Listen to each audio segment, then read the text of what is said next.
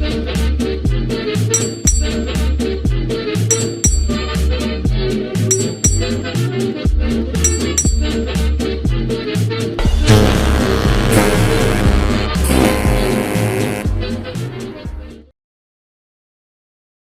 everyone and welcome to the Dry Dock episode 354. This week the questions are taken from Guide 424 on the Åland class destroyers of the Swedish Navy and the Wednesday video on aircraft carriers, the fleet aircraft carrier in World War II, that much awaited video. The man formerly known as Commenting Is What I Do asks, did the British have any plans to use the 24.5-inch torpedoes on anything other than Nelson or Rodney?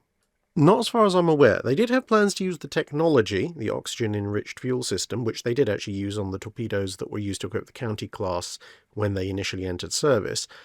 But as far as the actual monstrous 24.5-inch weapon went, similar to the question from Vicky in last week's Dry Dock, there just simply wasn't a platform other than Nelson and Rodney that could really utilise them. And they could only really utilise them because they were socking great battleships, so you could make allowances for the space you needed to manoeuvre and fire them in a 35,000-ton design.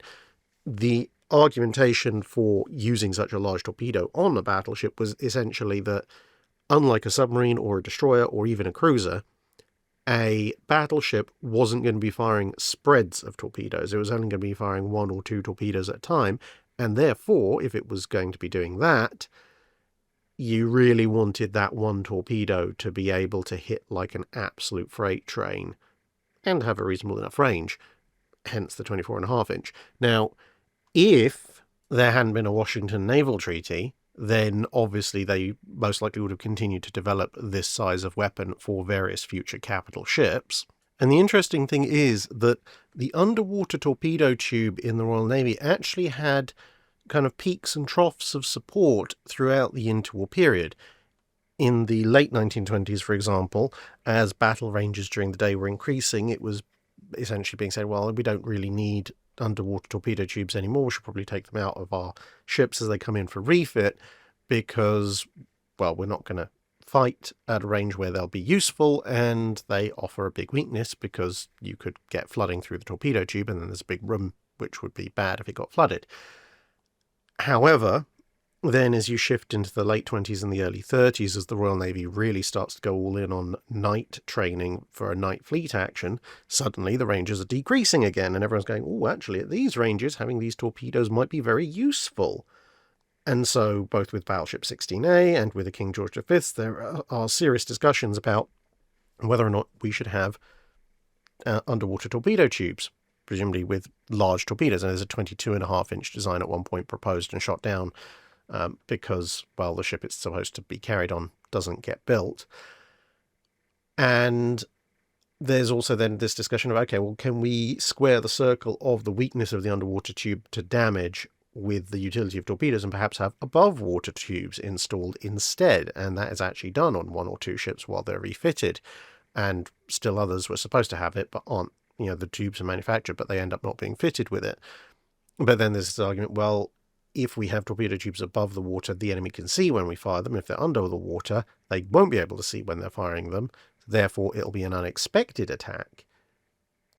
And then, of course, when the King George V's are actually designed and built, they're designed to start an engagement at range, but close the range down to a much, much closer range, where a big torpedo, like a 22 or 24.5-inch, can reach. And so, believe it or not, even in the Second World War, after the aircraft facilities have been removed from the King George V, there is still some debate of, well, should we stick a couple of underwater torpedo tubes on them? They end up not doing so, but the argument again is, well, if we're going to end up fighting at close ranges to finish a battleship action, then again, torpedoes might be very useful. Brendan Boersdorf asks, in a previous Dry Dock, you answered a question of mine about the effectiveness of German anti-submarine escort ships, and it got me thinking of ways to improve them. Was their lack of an ahead-throwing system like the Hedgehog a major downside? Because the Germans actually had a land-based Spigot mortar that was bigger than Hedgehog, and the German 200mm mortar projectiles would probably have been a fairly potent weapon against submarines. If they'd rigged up these 200mm launchers, could this have improved German anti-submarine escort performance? The Hedgehog is actually a 178mm weapon, so it's not that far off the 200mm, which you can see here, the German infantry spigot mortar.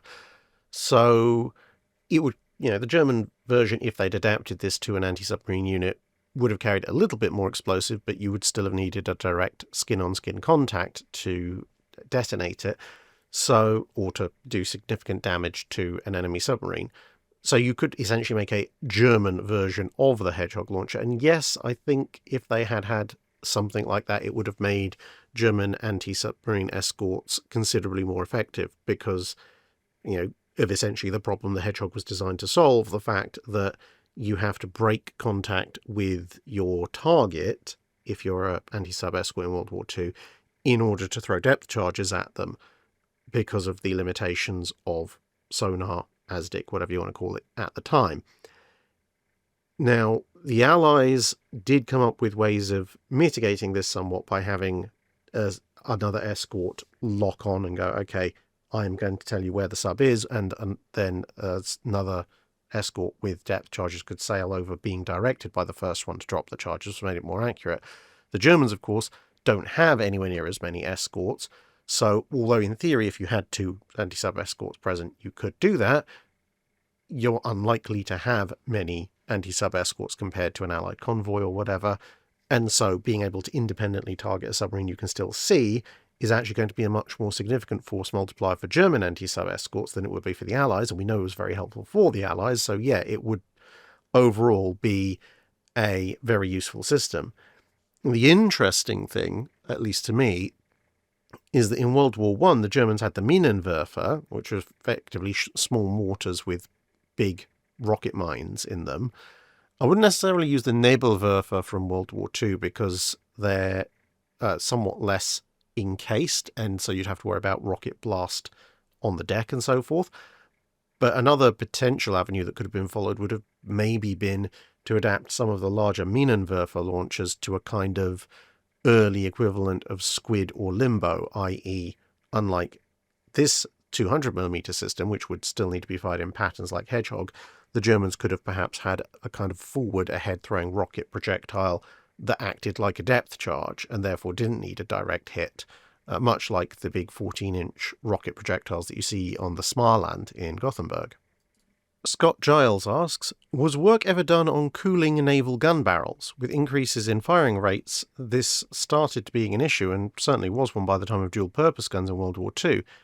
Not particularly that I'm aware of, mostly because even when you're looking at dual-purpose guns, on a ship, a 5-inch or a 4.5-inch, or in this case, as you can see here on HMAS Sydney, a 6-inch gun, is a relatively small weapon for a fleet. It's still a fairly substantial weapon on land, so we're talking 127mm, 120mm, 150, 152mm guns. They have a fairly substantial thermal mass, and so they are able to withstand the shock and the heat of quite significant bouts of prolonged firing. Plus, of course, you have evacuation systems designed to get smoke and fragments out of the barrel, which provide a modicum of cooling, and they're in a relatively cool environment anyway. So most of the time, that combined with the fact that unlike land-based artillery that might be expected to consistently fire for tens of minutes or hours and hours on end, even ships that went in for very, very high rates of fire or were capable of that, generally speaking, if you were more than 5 minutes into an extremely high speed rate of fire and you were still needing to fire that fast, something had gone horribly, horribly wrong. Either you were under the mother of all air attacks, or you had the world's worst accuracy levels. And I don't mean that, you'd fire for 3 or 4 minutes and that'd be it, but you'd fire for 3 or 4 minutes and then there'd be a break normally. And then you might have to start firing again very fast for another 3 or 4 minutes, but there would be that critical break.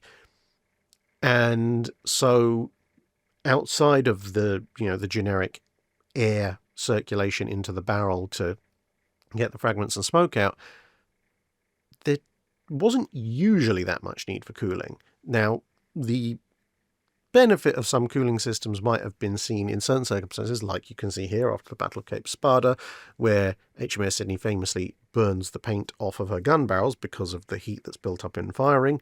And then you've got that clip I've shown in a previous video of someone hosing down some 5-inch 38s that are very definitely converting a good chunk of that water to steam. But these are outliers, and therefore it was generally held that it was probably easier, cheaper, and more reliable to not have these systems and risk the occasional bit of damage to a gun in the rare event that you did have to do prolonged rapid firing, because it was more likely that you'd have lots of guns aboard and your cooling systems wouldn't be breaking down all the time, which is a reasonably likely thing to occur. So it overall works out for you pretty well. The other thing to bear in mind is, of course, that with that high thermal mass and the sheer amount of energy being dumped through the system, any cooling system that's actually going to make a dent in the buildup of heat on a rapid-firing 5-inch or 6-inch gun is going to have to be an incredibly substantial system. And you don't want that clogged up with, brine and salt incrustations or anything, so that's going to have to be using vast amounts of clean water, which is going to massively increase your distillation requirements, and it's all going to be very fragile, so it might well get knocked out in the kind of battle where you need it the most in the first place anyway. Let Musashi Play asks, just how did submarine commanders estimate or calculate the tonnage of the merchant ships they had sunk, especially during the vicious convoy battles in the Atlantic and later in the Pacific, where popping up and asking survivors in the water what ship they'd been on is impossible? They would have recognition books, so you would have varying degrees of detail. So this is an example of a relatively brief recognition page from an ONI manual. And as you can see, it gives you the side profile and the name of the ships that are known to match this description. But depending on the level of clarity of the manual, it might have bigger side-on pictures. It might also have front profiles, quarter profile, etc., images or sketches as well. And the ships would also be tabulated for size and displacement. So when you were targeting a ship, obviously you wouldn't necessarily always have the time to do this, but the idea was that you would identify what your target was in the first place, and you could reference one of these manuals if you wanted to and go, okay, we reckon this is this ship. And that was actually quite handy, apart from anything else, because of course different freighters, although as you can see here, a lot of them might look very similar, are capable of different things. They're different lengths, they can go at different speeds, and so if you see a particular freighter really struggling, its engines are going full out, and you consult your manual, you might find that, well, this particular vessel can only ever do 10 knots. So the fact that it's going absolute, hell for leather, you're still only going to aim your torpedoes slightly ahead of the ship. Whereas if you see a very similar profile ship, but you consult your manual and you find out that actually because it's got an extra king post crane, or the funnel is forward on the superstructure rather than aft, that actually makes it a ship that's twice the size and capable of going 18 knots, well, now all of a sudden you have to completely readjust your firing solution because that ship may be further away than you initially thought it was, and it's going considerably quicker, assuming its engines are going full out as well, and that means you have to shoot in a completely different place. So it helps inform your choice of firing solution, and then of course afterwards you can go, well, we reckon that was this ship or a ship of this class, and therefore you can then say this is what the listed tonnage is, and therefore this is what we think we've sunk. And of course the fact that you can have different ships at different sizes that do appear very similar, or you might not have time to do this consultation, is why you will sometimes have a slight variance between what the sub observes or thinks it has observed versus what turns out to be the reality. BK Zhong asks, considering that the thing that really killed the battleship was a lack of offensive capability in an air-power-dominated environment due to lack of sufficient range for the main guns, do you feel that capital ships built with guns or equivalent range-limited weapons make far more sense in a setting with FTL travel, where such vessels could pretty much teleport into firing distance of enemy forces? I mean, yeah, in space, guns can make a lot more sense. Courtesy of the Nova-class dreadnought here from Babylon 5. But it's not just things like, conventional guns as we understand them now, or even rail guns or plasma cannons or whatever it is else you want. The other reason they make a certain amount more sense in space as opposed to perhaps modern era naval combat is because of the lack of cover in space. One of the big advantages of an aircraft carrier is it's essentially concealed by that wonderful curvature of the Earth, and the aircraft are also concealed physically by the Earth until they reach a certain range. That range obviously depending on how high they're flying, and these days admittedly you also have stealth systems, but in space, stealth is a lot harder to pull off, and there is no cover, generally speaking.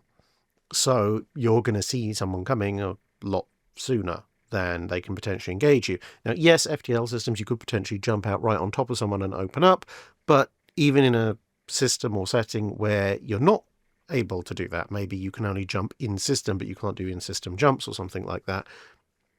The fact is that if you have a carrier and you have a battleship, let's say, well, if you go to engage each other, if the carrier launches its fighters, bombers, whatever, those things will have a maximum acceleration that they can deal with. If it's a more hard sci-fi setting, that's going to be based on the G limits of the human body, and if it's a softer sci-fi setting, you have things like inertial dampeners, etc. There's still going to be sensitive equipment. What kind of velocity can the human body actually not handle in terms of g-forces, but handle in terms of reacting in time for, and various other factors like, well, there might be limits on your inertial dampeners and so forth. Whereas if you've got a spacecraft armed with a railgun, well, that round is immediately going to ridiculous speed and it's sustaining itself on ridiculous speed all the way in. It doesn't have to slow down. So your battleship's offensive firepower is going to arrive long before any fighters or bombers are able to. And obviously you can take pot shots at the fighters and bombers as they come in. Now, of course, you could argue that at significant ranges, you might be able to dodge if you're in a spacecraft. If someone's firing a fast but still distinctly sub-light velocity weapon, you could see them firing and go, okay, well, in the next 30 seconds to a minute, or 5 minutes, that round is going to arrive here, so I'm just not going to be here. Now, obviously, again, hard versus soft sci-fi, your ability to actually shift might depend on your engine power, whether you have inertial dampeners of yourself, etc., etc., etc. And while, yes, fighters and bombers could course correct and chase you down, well, a gun system that's already got there, 10 times as fast can just shoot again, or shoot a dispersion pattern so that you maybe don't have anywhere to go. You're going to inevitably get hit by at least 1 or 2 shots. And, of course, there's a lot of shots, so even if you miss with 5 of them and every 6th round hits, you're still going to get more hits than you would necessarily get with a fighter or bomber, assuming that they all survive. So yeah, sci-fi space fighters and carriers make a lot less sense unless you're in a softer sci-fi setting where there's something to justify them, like engagement ranges are artificially relatively short, like they are in Star Wars, courtesy of massive EM jamming suites. And for those of you arguing, well, what if they have a system that allows a fighter to travel at similar speeds to railguns or plasma cannons or whatever, and maneuver to home in on an evading ship? Well, at that point, you've just invented a missile, and you don't need a carrier for that. PH89787 asks, had the Australian federal government not bowed to pressure from the RAAF in the mid-1920s and allowed the Royal Australian Navy to continue developing its own fleet air arm, what impact could it have had on the Royal Australian Navy, the Royal Navy, and possibly even US Navy air ops during World War II? Well, I think a lot of it depends on if we're changing the Washington Treaty as well. Because if we are separating out Australia from the Royal Navy in the Washington Treaty and basically carving out their own little niche, you could perhaps argue that maybe instead of saying we want to maintain a battle cruiser specifically, you could perhaps say that Australia decides, well, we want to have a capital ship tonnage allocation, let's say, 35,000 tons, i.e. one ship, which would allow them to build within treaty limits an aircraft carrier, because that can be up to 27,000 tons under Washington. Or if they build a slightly smaller aircraft carrier, then they could have an aircraft carrier and a supercruiser, for example, perhaps to escort it. So you could maybe have a 20,000 ton aircraft carrier and then a 15,000 ton supercruiser, because that would be a capital ship by the definitions of the Washington Treaty, because it's over 10,000 tons and presumably would have bigger guns than 8 inches. Or, alternatively, you could do something that's kind of a halfway house between what New Zealand did with its battlecruiser and Australia did with its battlecruiser in World War One, and say, have the Australian Navy say, right, we want an aircraft carrier, so we're prepared to pay for it, which would then allow the construction of another aircraft carrier paid for by Australia and still count in the treaty system notionally as under the British tonnage limit, but it would allow the British to dispose of some of their earlier ships. So perhaps you build 2 Ark Royals, and then Argus perhaps going away as compensation for that. Well, it leaves only a very slight reduction in overall carrier tonnage allowance, and to be honest, by the time that becomes an issue, the treaty system will have collapsed anyway. So that could be another way of going about it. But either way, assuming they get something like an Ark Royal, it would mean that collectively the Commonwealth or Imperial, whatever you want to call them, forces have an additional fleet carrier at their disposal at the start of World War II, which is good. And presuming that the Australian Navy follows its historical training patterns, i.e. trains very closely with the Royal Navy, so they adopt Royal Navy-style tactics, the Royal Australian Navy might end up requesting some slightly longer range, slightly different aircraft, so that might affect how the Royal Navy's fleet air arm also develops, because I don't think the Australian Navy, with just a single carrier, would be able to justify ordering fighters, bombers, and torpedo bombers to their own specific designs purely for themselves, so they'd have to lump in with Royal Navy orders, but the additional range requirements of significant Pacific operations might nudge the British aircraft designs a little bit in that direction. Now, the interesting thing, apart from obviously the advantage of having another big fleet carrier to hand, and obviously the commensurate benefits to probably the Mediterranean theatre, if we're honest at that point, but would then be that when the war in the Pacific kicks off and Australia has to recall most of its fleet to defend much closer to home, that means there is another fleet carrier which will probably supplement US operations, the way that Canberra and Australia were operating initially, and Hobart and so forth were operating with US formations in 1942. Now you'll get a Australian carrier there as well. The Americans are going to love that. It's an extra flight deck. But it also raises some rather interesting questions, because if the Australians have had their carrier trained by the British and it's been operating with the Royal Navy in 39, 40, 41, then the kind of exchange of information and methods that you see with HMS Victorious and USS Saratoga at the end of 1942 is probably actually happening right at the beginning of 1942, which might have some interesting implications. It might allow the survival of maybe an additional US carrier. Yorktown maybe not so much, but certainly time-wise there would have been enough time for the lessons to be absorbed that Hornet might well be saved through better fighter direction, and potentially the fact there's also another carrier out there with fighters and so forth. And equally, obviously, the US Navy might well turn around and go, look, hang on, we're producing loads and loads of aircraft. We appreciate you operating with us. That's great. However, it would be much, much easier if you could just take on Wildcats and Dauntlesses and so forth and just operate the same aircraft as us. And yes, we appreciate you've got your small contingent of Royal Navy aircraft aboard, but you can either put those on coastal airfields or perhaps, allow them to reinforce Royal Navy, send the aircraft back to the Royal Navy so they can use them on their carriers. And then logistics are going to just be so much easier in 1942 if you're operating the same aircraft, which, of course, again, the Australians will feed this back to the Royal Navy, will accelerate probably the adoption and ease of use of American aircraft on Royal Navy carriers. So overall, it would actually be a huge win for both sides. Da Flying Strawberry asks, since World War II carriers were of the stow bar variety, that short takeoff but assisted recovery, why wasn't the ski ramp seen on these carriers as you see them on Stovall carriers today? Basically, there's a few reasons. Firstly, initially, it just wasn't necessary. Aircraft could take off well inside the flight deck length of an aircraft carrier, even when heavily loaded. You just get them to take off a little bit later and use a bit more of the flight deck. So if there's no need, then why bother?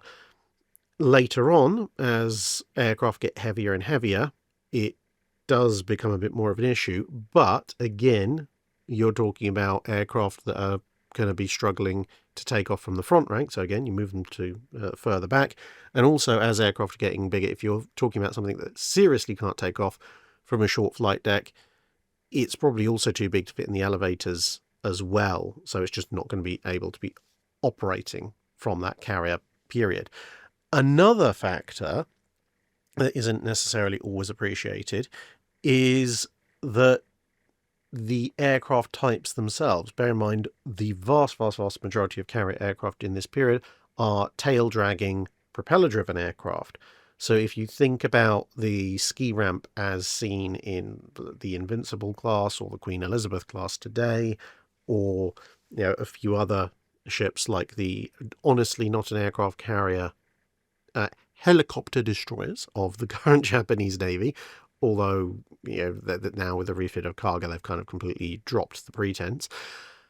In any case, if you have those with a tricycle landing gear jet fighter, that's fine because the propulsion bit is at the back and you've got that nose wheel which will keep you on course and angle you upwards. If you are in a tail-dragging propeller aircraft, well, by the time you get to the end of the runway or the flight deck, you're hopefully now transitioned to a horizontal flight regimen at the very least, or getting close to it. But that means that your whirling propeller is now barely clearing the flight deck, and it's the first thing that is going to cross over any portion of the flight deck. Your landing gear are going to be a reasonable distance behind that, which means if you have a substantially rapidly upwards ski jump, your propeller's just going to hit it and it's going to get chewed up and everything's going to end in a horrible fireball. So that's not a particularly brilliant outcome, really. Now, with all that said, there is a reason why I have this particular aircraft carrier, HMS Furious, on screen at the moment, and that is that HMS Furious, almost uniquely, does have a kind of ski ramp. You can actually see it in this photo and a few others. Dead on ahead photos, it's much harder to see, but here you can. So if you look at this flight of Baffins that are flying around, you can see the lower one. So if you look immediately above the lower Baffin and trace your eyes along the flight deck, you'll see round about where the aircraft's tail is, you suddenly have an upswing of the flight deck. And then roughly where its wing is, it levels out again to a relative flatness. And again, as I say, look at various photos of Furious from various angles, and you will see this. There's actually also a fairly famous photograph of a Barracuda in the later part of World War II, which is operating aboard Furious, and it's actually taken from a perspective where you can actually see this ramp up beginning because you're looking at it in side profile. And they did also enhance the ramp slightly in that latter period for the Barracudas. So this is about as much of a ski jump, if you like, as you can get. And it was built in part to help aircraft get into the air, because obviously it gives them a little bit of an upward trajectory. But as you can see, it's not at the end of the flight deck. It was also there partly to help aircraft that were landing to slow down. Because if you look at pictures of Furious with her barriers up, her last ditch emergency barriers are basically at the top of that ramp. So it's a bit of a mixed use ramp there.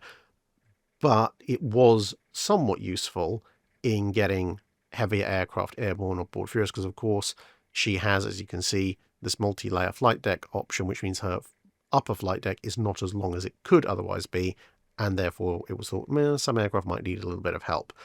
But it is a bit of additional complexity in construction that most of the time wasn't felt necessary, so why implement it? Typical Programmer asks, how would carrier development have been affected if the US had used the displacement they historically used for WASP to build one or two purpose-built escort carriers instead? Well, on WASP's displacement, you certainly wouldn't be getting a couple of Long Island types, the prototype escort carriers, but you could get a couple of Charger or Bogue types, the kind of more standard size aircraft carrier that would develop later on. Casablancas for that matter as well. Now, obviously, there are going to be some negative implications of this. In WASP and her air group and carrying capacity aren't going to be available for club runs to Malta and various other operations she took part in the Atlantic Theatre, and she's not going to be available for support and rotation in the Pacific for the limited time that she was around before she got torpedoed. So that is overall a net negative for the US Navy. However, the flip side is that if you've got a couple of purpose-built escort carriers, you might be able to use them for the club runs, although their limited speed would suggest maybe not so much. But I think by far the more important thing is that because these ships would be in service shortly before the Second World War, you would have a pre-existing template and proof of concept in terms of actually operating the things that shows that escort carriers can work and how to build them, which means that when the war starts, you could, in theory, if you were Britain, ask the Americans, hey, can you build us a bunch of those, or can we buy some from you? And if you're the US Navy, obviously you've got another couple of years before you get fully stuck in, you can go, well, we urgently need aircraft carriers. These things might be useful as, rear echelon aircraft transport vessels and anti-submarine vessels and so on and so forth. Hey, I guess we should start building a bunch of them as well. So instead of getting the main run of escort carriers showing up in, 42, 43 onwards, you might start seeing escort carriers pop up a lot sooner, 1940, 1941, and that could have some very major and negative impacts on things like the German U-boat effort. And I think initially they probably will be confined to the Atlantic, because in the Pacific they're still going to be faced with the same fleet oiler problems that the US Navy has historically at the beginning of the Pacific campaign. But when they start to resolve those fleet oiler problems at the beginning of 1943, then you're going to be able to suddenly start flooding the place with escort carriers far, far faster than you would be able to do historically. So overall, as an impact on the Allied war effort, it would be a big positive, although there may be some slight negatives for the early part of the US Pacific campaign. Dave Collier asks, in the age of sail, when and why did quarterdecks go out of fashion? So the quarterdeck as an official installation starts to disappear around about the mid part of the 1700s. And it's essentially a combination of the growth in the size of ships as well as changes in the layout of ships, wanting more stability. So to dive back a little bit into the origins of the quarterdeck as a physical thing as opposed to terminology, way, way, way, way back when you're talking about the earliest gun-armed ships, either the gun deck, or in the case of some two-gun deck ships, the upper gun deck, would actually be open. You might have a walkway or something like that to help you get fore and aft, but there wasn't a continuous deck above your gun deck or upper gun deck. So you can see that, for example, on the Mary Rose, where a portion of the gun deck actually was just covered by boarding nets. Now, this led to the need for officers' quarters somewhere on the ship, and generally these are placed aft. And you'd have what was called at the time a half deck, and clues in the name, the half deck went halfway from the stern to the bow of the ship, so halfway along the ship, usually fetching up somewhere around the mainmast amidships. And this was a solid deck, so you'd still have a partly exposed gun deck. And then above that, you would have a quarter deck, which, again, clues in the name, goes about a quarter of the distance from the stern to the bow, usually fetching up somewhere around the mizzenmast, give or take a little bit. And then above that, you might have a poop deck, which is not named because it's a toilet, but it's derived from the French word for stern, and that's the highest deck. Now, obviously, depending on the size of the ship, you may have only some of these decks, but on the biggest ships, you could have all three, which is why I've included a picture of Vasa here, because if you look carefully to the top left of the picture, you can see you technically actually have all three present, albeit in a very foreshortened form. It doesn't actually come anywhere near the mainmast, but... And then, as time went on, which is actually kind of also the case with Vasa, the gun deck or upper gun deck would get fully planked in, so you didn't have a half deck anymore, you just had a full main deck, or the main deck had moved up a level, if depending on how you want to look at it, which left you with a quarter deck and a poop deck. And then you have this rather odd circumstance in the mid-1700s, give or take a couple of decades, where although your gun deck is now fully planked in, you now develop guns on your main deck as well, but that's a separate issue. But then the quarter deck and the poop deck start to change in length, because originally, of course, a quarter deck is supposed to be 1/4 the length of the ship. But if you look at various ships from the 1740s, 1750s, 1760s, very often you'll see what is technically a quarter deck because it has a poop deck above it, but that quarter deck might be 1/3 of the length of the ship, possibly even more. It's simply become a term, less so a unit of measure, and it essentially is denoting officer country. So it's where the officers would have their accommodation, and if you're sailing in one of the Catholic European powers like Spain, you will also have perhaps a little shrine or a chapel in this area. You would have also had those on medieval period ships where they were big enough to have quarter decks and half decks and poop decks, like Mary Rose or Henry Gracedieu, but of course by the 1750s England is Protestant, so they've kind of done away with that bit. They think it's idolatrous, but nonetheless, anyway.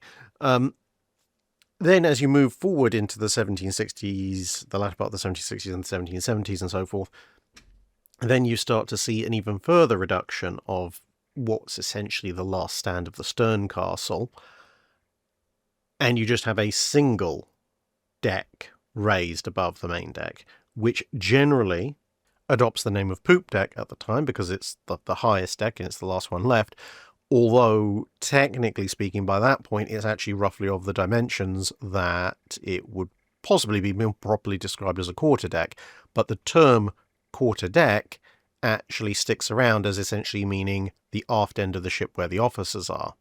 So if you look at Victory here, for example, if you actually do the measurements bow to stern, as in the substantial part of the ship, not just the little bow peak, what's normally referred to as the poop deck on Victory is actually almost exactly a quarter the length of the main part of the hull, which would technically make it more suitably called a quarter deck, but there you go.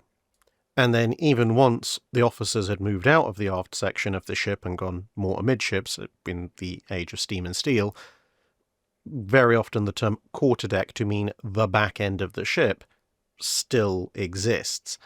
Although, technically speaking, there is now a bit of a dichotomy between this kind of older colloquial definition of quarterdeck is the back end of the ship, with quarterdeck under the other definition meaning officer country, which nowadays kind of means superstructure, which can lead to some confusion because, for example, if you go aboard a US museum battleship, they will refer to the aft end of the ship as the fantail. So if you say, I want to go and see the quarterdeck, you ain't going aft, you're going up.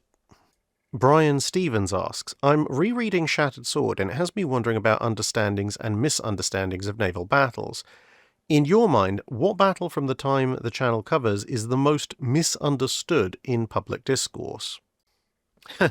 This is a difficult one because I think different battles are misunderstood in different elements of public discourse depending on which members of the public you're talking about. And I'm not talking about whether they're more or less informed, I'm talking about which country you're in, because some battles I find are much better understood in terms of being close to the reality of situations in one country, which is perhaps one side of the battle, as compared to the other side of the battle, who might be completely misinterpreting the battle entirely. And the problem is, I think, that if you have a battle that's not particularly well known, then obviously most people don't know about it, but the ones that do probably have a reasonable idea of what happened. Where you have a battle that is very widely known, or that has been very widely publicized in the past, or at least has been publicized in general concept, if not specifics, then almost all of them, actually, in terms of public discourse, usually have some completely massive misunderstandings attached to them, to the point it's actually very difficult to pick out exactly which one is the most misunderstood. And those misunderstandings can range back and forth either way. So just picking on the English-speaking world, because that's the one I can pull the most examples from, the Battle of Trafalgar, okay, yeah, it's generally understood as a British victory. Clap, clap, that's not very difficult. But an awful lot of public discourse seems to sort of filter in World War II early 2000s anti-French propaganda and makes out that, oh yes, well, cheese-eating French surrender monkeys and all of this kind of nonsense. And makes out like it was, a bunch of spineless cowards that Nelson easily crushed. And you sit there, read one decent source about Trafalgar, let alone the many that have been published, and you realise, no, yes, the British won, and yes, in the end, it was a fairly decisive victory, but neither the French nor the Spanish went down easily. Okay, some ships were somewhat easier to deal with than others, and let's face it, Villeneuve could barely command his way out of a wet paper bag, but then you have other captains and admirals that I've mentioned multiple times before, like Infernet and Magon, Gravina, etc., who were doing their level best with the cards they'd been dealt with. And there's a reason the battle went on for as long as it did. It was a hard-fought battle by both sides. And, look at the Pacific War battles. Midway, how many times is Midway called, the turning point? This is where the Japanese Navy was destroyed. Whereas, as multiple different historians, including, of course, John Partial, because he mentioned Shattered Sword, point out, Midway was a decisive battle. It was not the decisive battle or the turning point because, well, the Japanese kept coming back with more and more carriers and fought several other carrier battles, a number of which they tactically won, arguably enough. In late 42 and so forth. And, the Battle of the Philippine Sea is probably, if anything, the one where the Japanese air arm gets fully and decisively crushed, never to return. But that's a whole separate issue. And then switching back to the Royal Navy, for example, again, looking at perhaps World War II, there's this whole thing about Jutland, but let's not go there. In World War II, you have this weird dichotomy where the two main European navies that the Royal Navy faces off against are simultaneously massively overestimated and massively underestimated, seemingly as a result of the same set of propaganda that seems to have infiltrated general public life, in as much as the Regia Marina, the Italians, somehow get tarred with the same brush as the Italian land army in its first, let's say, 6 to 12 months of the Desert War, which, to be fair, the Italian land army in that time period in the Desert War did not cover itself in glory all that much. But somehow this has then translated into people thinking that the Regia Marina was a pushover and easily defeated and always ran away, which is absolutely not the case.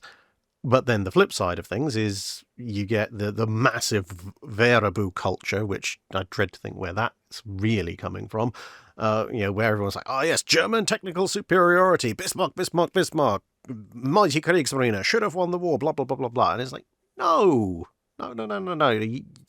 You're frankly a bunch of morons at that point when they go really that far. And you get strange conflations of Hood with the World War I Jutland battle cruisers and the truly bizarre claim that Bismarck somehow sank while everything under the main deck was dickety-boo, which, admittedly, these are the people who take things too extreme, but unfortunately the people who take things too extreme scream the loudest, and they are the ones who tend to then set the public narrative.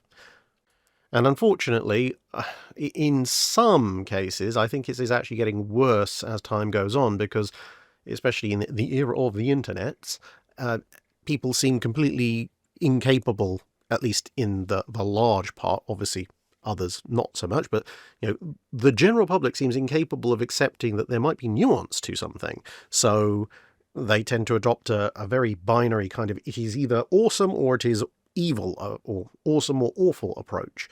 At which point, again, using something like Bismarck or the U-boats as a prime example, because it's a real touchstone for a lot of people, you have people who will proclaim that Bismarck was the best battleship ever. Bismarck could fight Yamato. No, well, yeah, Bismarck could fight Yamato. Bismarck would lose horribly and be stomped into the ground by Yamato, but that's probably not what they're getting at. Whereas you get the other side who are like, oh no, Bismarck's completely useless. It's just a slightly faster Bayern, and etc., etc., which is also wrong. And then you get people who, because they become so wedded to one extreme view or another, anyone who tries to introduce a degree of nuance into the equation essentially gets yelled at and screamed at for not agreeing with them and accused of being the complete opposite. And you even see people occasionally in the comments and sometimes in other parts of the internet going, oh yeah, Drac hates Bismarck, Drac thinks Bismarck is a rubbish ship, blah blah blah, simply because I don't worship at the cult of the great and glorious Bismarck. Sorry, but you don't have good enough robes. But in reality, anyone who pays more than 5 seconds of attention to everything is, although yes, I do tend to rag on Bismarck a little bit, it's mostly because of the completely overinflated reputation that she has, when in fact, Bismarck is, once again, as I say, a serviceable ship. She is a decent contender against other 35,000-ton-ish treaty battleships. The problem is she's not a 35,000-ton treaty battleship. She's a 41 to 42,000 treaty breaking battleship that is merely okay against ships that are, a light cruiser's worth of displacement lighter than her, which makes her inefficient, which as an engineer is a terrible sin. That is real heresy. But yeah, she's mediocre, average, and somewhat inefficient, given that she accomplishes that on a ridiculous displacement for the capability she offers. But apparently this kind of, she's not completely useless and she's not also God, is lost on a lot of people. So, yeah. That slight tangent aside, almost any major World War II and some World War I battles is deeply misunderstood in most general public discourse. It's just a matter of what particular flavour of misunderstanding you want. Captain Obvious asks, scuttling a ship. I read in World War II there were many methods such as dedicated scuttling charges, ad hoc stuff like timers set to a bunch of explosives, or just opening the seacocks. What classes of ships had dedicated charges, and are these in situ or moved to a proper location when scuttling was ordered, i.e. in place ready to go or stored in a magazine until needed? And were there any known instances of dedicated charges inadvertently exploding in their storage? It's not so much classes of ship, it tends to be more specific nations, although some classes of ship do tend to have scuttling charges perhaps more than others. The most common type of ship you would find a scuttling charge on would be a submarine.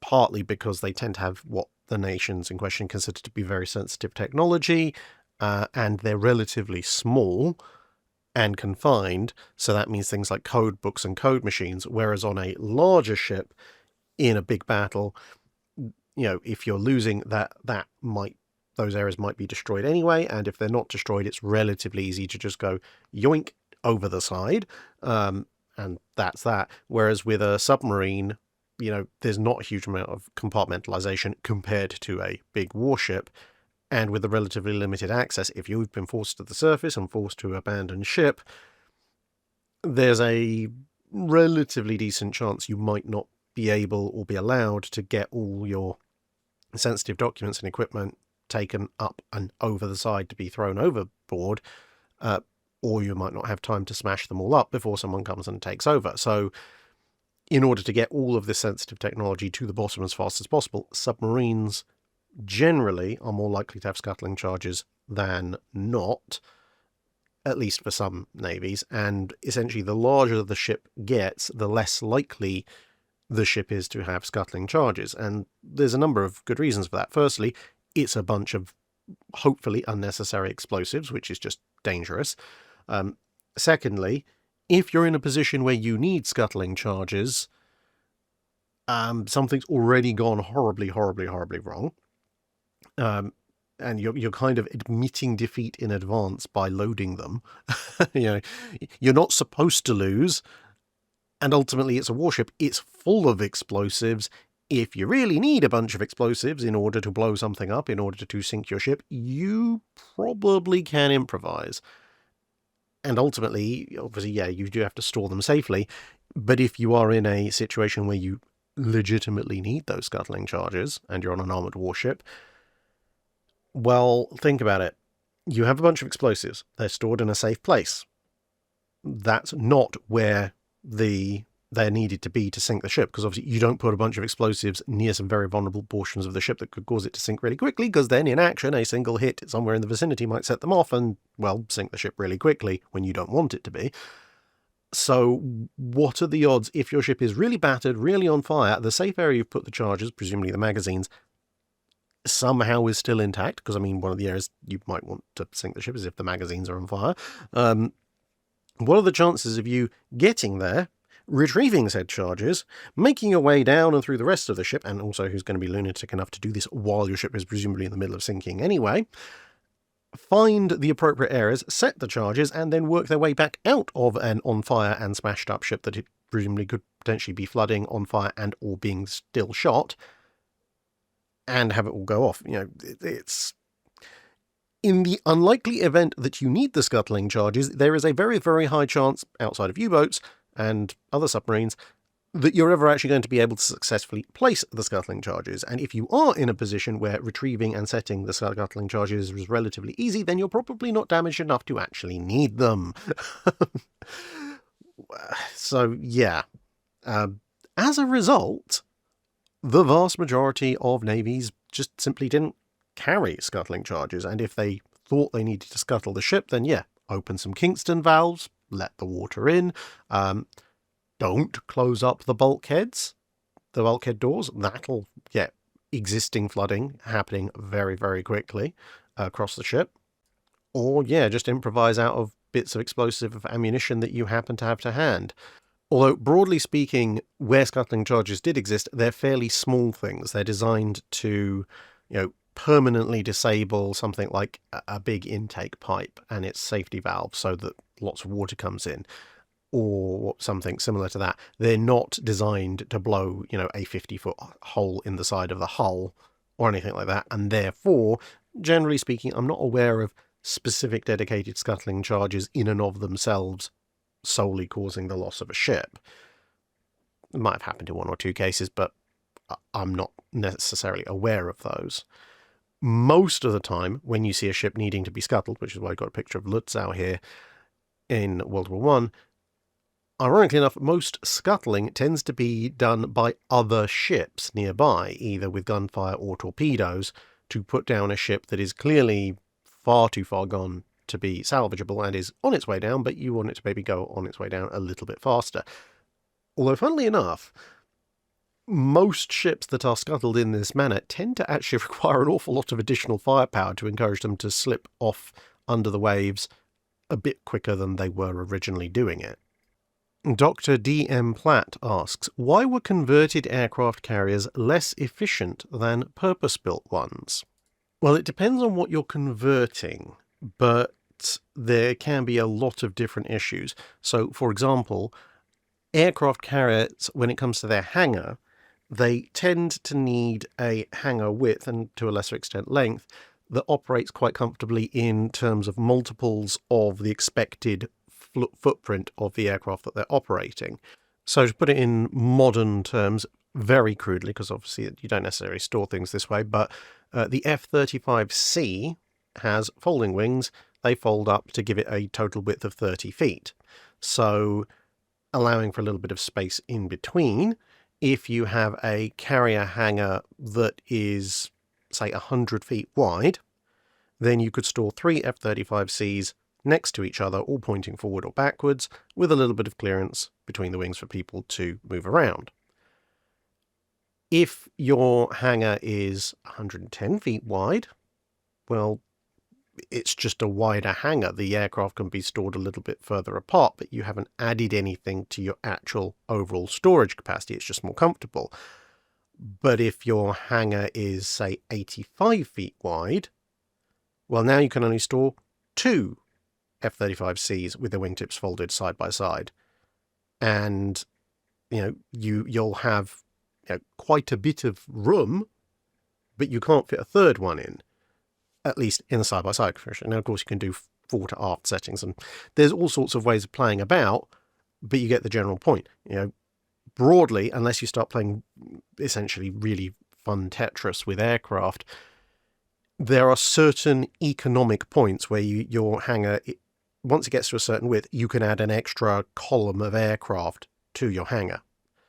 And if you're designing an aircraft carrier from scratch, you can design that feature in. If you're converting an aircraft carrier and you only have a fixed amount of hull width to play with that wasn't designed for that in the first place, you may well end up with a hangar that allows a relatively generous distribution of aircraft, but is maybe a few feet short of being able to get a whole additional third of your air group in. Or actually increasing by that. Well, if you can store 2 aircraft side by side, then a few more feet, you might be able to get a third. That's a 50% increase in air group, or a 1/3 increase in air group if you can get 3 side by side, and now you can store 4, but you can't because the hull isn't quite wide enough. You also get things like the hull may be designed for a battleship, so like the Eagle or Kaga, and at that point, well, it's slower than is ideal. And the hull form might be relatively short for its beam compared to a battlecruiser hull, which is one of the reasons battlecruiser hulls are more favoured for conversions, because you want a nice long airstrip or flight deck. And again, converted ships may come with things like belt armour, which either may be very difficult to take off, or might be for structural reasons impossible to take off, or people might think it's useful to keep around, but it's all tonnage that is not strictly necessary for flight operations, but is reducing overall tonnage that's available on the hull for things like flight ops. And then you've got things like aviation fuel storage and magazines for torpedoes and bombs, which the hull will not have been designed with. So you've either got to adapt existing spaces, which won't be necessarily in the places that you want or the exact size and capacity that you want, or you could go down and rip out sections and install stuff new, but that adds cost, so you're probably only going to be able to do that for stuff you absolutely do not have. And that also runs into, the overall general layout of the ship, because you're going to have a hull that's set up for big shell magazine storage, crew quarters, etc., all built around that. Now everything's slightly different. And again, in order to save cost, which is one of the attractions of a conversion, you're not going to go in and rip out the entire interior of the hull. You're going to have to just adapt, so it's not going to have as efficient a layout for your crew, for your stores, for your spares, etc., etc. And these and many, many other factors essentially add up to, if you have exactly the same tonnage to design to, you can generally purpose design a carrier that will be far more efficient than a converted carrier on exactly the same tonnage. James Lovus asks, what actually happens after a ship is sent to the breakers? How would they break down a ship? What parts and materials can be recycled and reused? And what differences in scrapping were there between the age of sail and the age of iron and steam and steel? Well, at least in the time period the channel covers, here's an example of several US battleships. This is the New Mexico, the Idaho, and the Wyoming, all being broken up at the breakers. So the really thick, nice parts of steel, things like armour and so forth, could often be repurposed and sold on. General constructional steel would be cut up, broken up, clawed, and essentially ripped apart. and taken off. The navies usually will have gutted the ships of anything particularly useful in terms of equipment and so forth. So it's generally just a big mass of metal. But there will usually also be things like wiring. And again, navies will try and recover some of the more valuable metals, but they'll never get all of it. So wiring will be a first thing, just stripping out of the ship. So think wire, because it's got copper in it, various brass fixtures and fittings, some of which can be sold on as is as souvenirs, others of which obviously you can sell on just for the metal value. And then once you've done that, your first pass stripping away all of the more valuable metals, then you take off the nice big chunks of steel that you might be able to sell to rifle ranges and such for well above scrap value. And then it's a case of just gradually going through and demolishing what's left of the essential general steel, structural steel, hull plating, etc., etc. And that'll get hauled off, mostly for use as scrap metal. Occasionally some bits of it might be repurposed in other areas. And of course it depends, what is the ship made of? If it's made out of general structural steel like most of these older ships are, that's one thing. If it's a World War II US built ship, for example, it's all made out of STS steel, they might have a little bit more care breaking it up because that steel might be a bit more valuable as is, or with minimal cleanup. Generally, most stuff that could be recycled and reused has been taken off by the Navy before it goes to the breakers, because the breakers will want money for it. And in terms of differences between the Age of Steel and the Age of Sail, essentially it's the scale of the operation. If you're scrapping an Age of Steel battleship, you need big industrial cranes, cutters, not welding torches, but the opposite, cutting torches, mechanical cutters.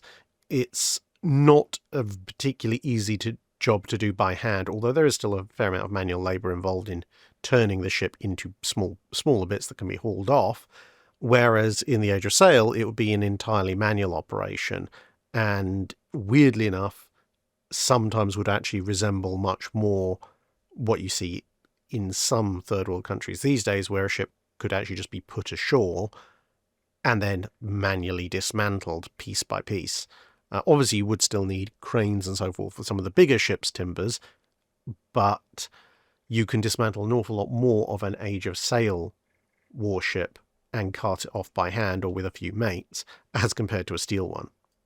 Lord Nelson asks, in the Age of Sail, 9-pounder guns seem to have had a reputation for accuracy in the Royal Navy, a long 9 featuring as a chase gun quite often. What made the long 9 so formidable? It's not that in and of itself it's a particularly formidable gun, but it's a very widely utilised gun. Now, it's entered common parlance quite a bit because an awful lot of naval fiction, which is obviously where a lot of people encounter the phrase, tends to be set on frigates. And frigates obviously tend to have lighter armament, and a 9-pounder would often be part of that. But there are a few reasons why the long 9, as it were, does get a fair bit of mention. So the long part simply refers to the fact it's a long gun. It's a bit of a holdover from, to a certain extent, from kind of the Tudor period, where you could have culverins, which are very long guns, demi-culverins, cannons, demi-cannons, slings, quarter slings, demi-slings, all sorts of things. Essentially, it denotes a full barrel-length gun. In the classic Age of Sail, that would be as opposed to a carronade or a cut-down cannon. Now, 9 is obviously a 9-pounder, and because it's a relatively lightweight gun for pretty much any rated ship, even to a certain extent 6th rates, where it will tend to find its sort of happy place, if you like, will be in bow and stern chases, or in bow and stern chaser positions. And that's for a few reasons. Sometimes people say, oh, well, they're nice lightweight guns. They don't strain the fore or after the ship to that much. That's not really so much a thing. I mean, you look back to even galleys in the Ottoman and League fleets at the Battle of Lepanto. It's not out of the question to mount a socking great cannon on the front or back of the ship. They were doing that in the Tudor period. They were doing that in the Renaissance period. You could, if you wanted to, have a 24-pounder or 32-pounder chase gun or guns, and many ships, admittedly some of the larger ones, did.